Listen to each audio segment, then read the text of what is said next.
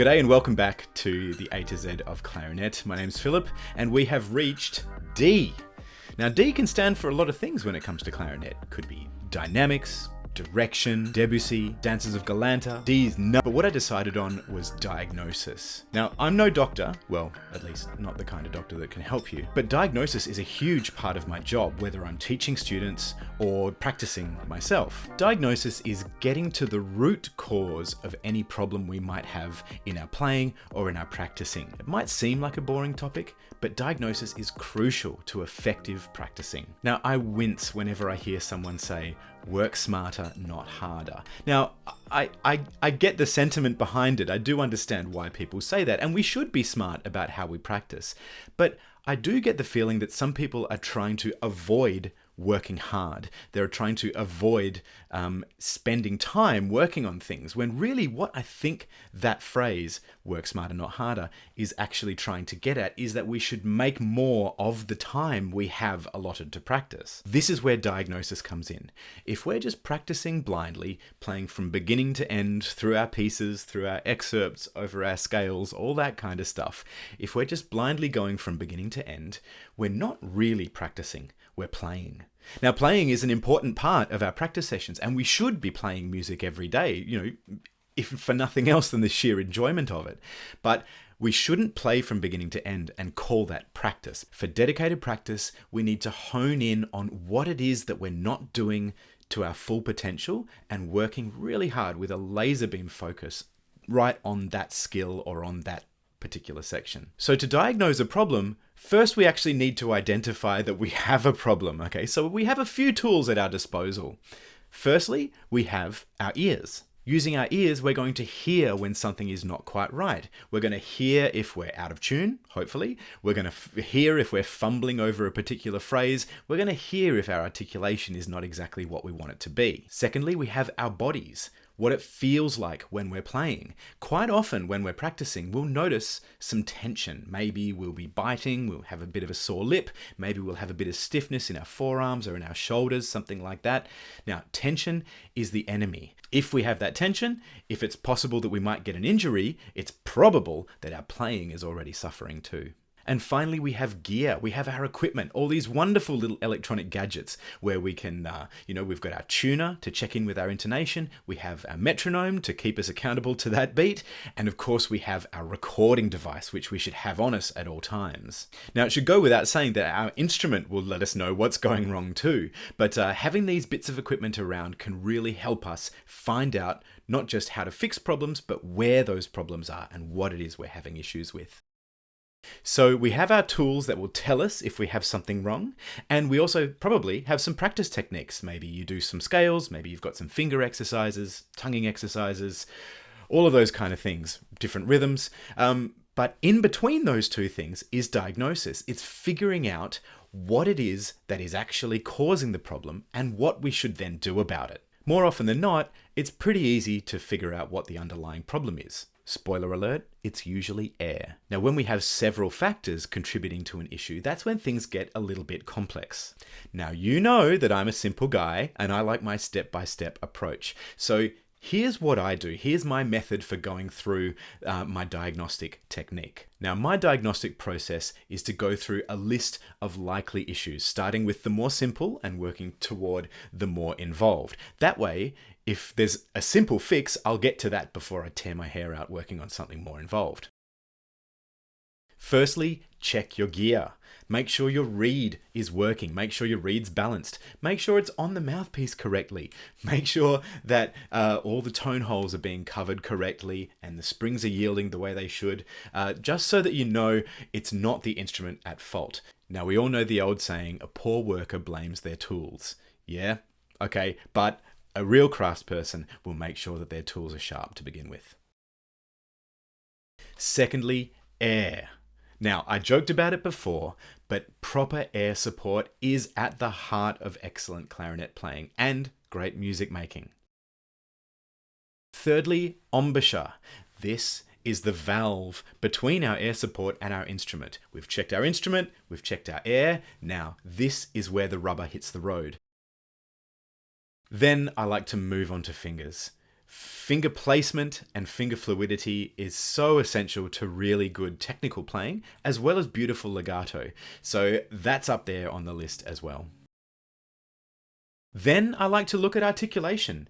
If our tongue's too heavy, our tongue's moving more than it needs to, or we're not using the right articulation for a particular phrase, that can really get in our way. If we're playing up in the high register, for example, up in the altissimo, if our tongue's too heavy or our tongue's moving too far, it's really going to get in the way of our air, and it's going to make life very difficult for us. So if that's at the heart of the problem, we can work on that by lightening up that tongue.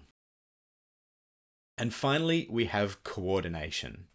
Coordination between the fingers and the tongue is very often a culprit when we have a problem in our playing. So once we've excluded all of those other options, the gear, the air, the embouchure, the fingers, once we've sorted all of that, then we can work on coordination, putting our tongue together with our fingers, making sure that all of those connections are nice and smooth.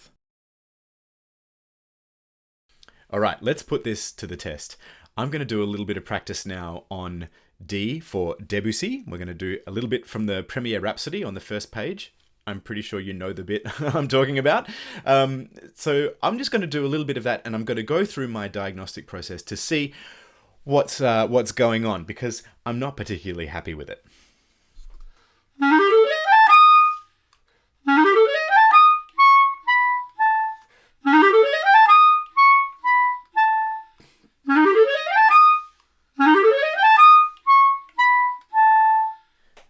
Okay, so firstly, checking my gear. Yep, unfortunately, my instrument is working perfectly.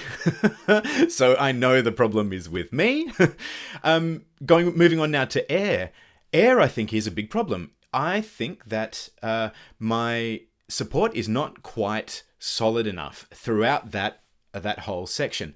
I think that I really need to make sure that I've got the support there, especially as I'm moving up through the clarion register into the altissimo. I think I haven't got a hope in heck of getting that top note out if I don't have full support. So that's probably where I'm going to put the bulk of my energy to begin with. Now, moving on from there, embouchure.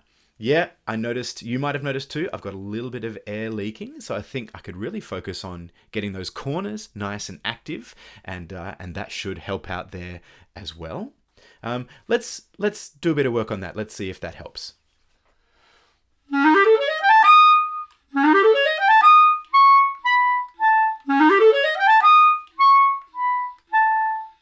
Now already that feels better. My ears are telling me it's better, and I feel better about it as well. It feels more solid. I feel a more solid connection between me and the instrument, and therefore to the music as well. Now, fingers.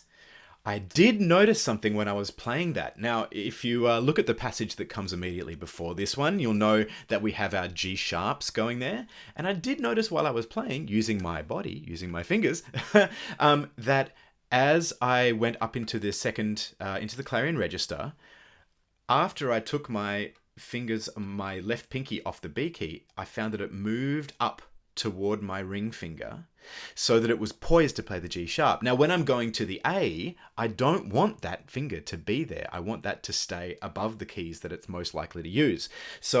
So that might be one of the root causes of the little slip I've got going on there. Now, I'm actually going to bring in some help here. I'm going to get my handy dandy metronome, and I'm not just going to put the metronome on and hope for the best. I'm actually going to use this app, Tonal Energy, to record my playing, and I'm then going to slow it down and really listen to it and get inside that particular phrase and see where the problem might be.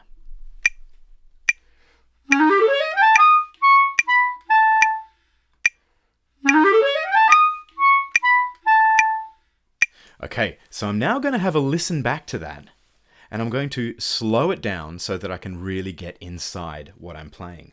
So here we are, going back to my recordings. And here's the analysis. Yeah, it's not great. Yeah, okay, there's a few little slips there. Now I'm going to move on, hear the next bit.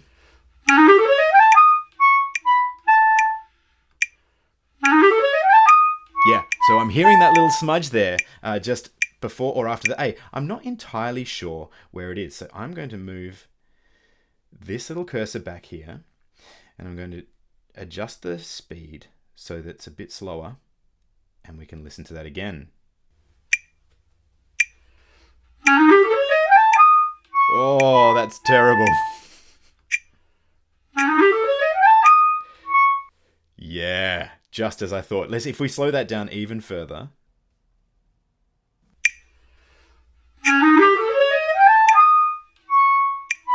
Yuck.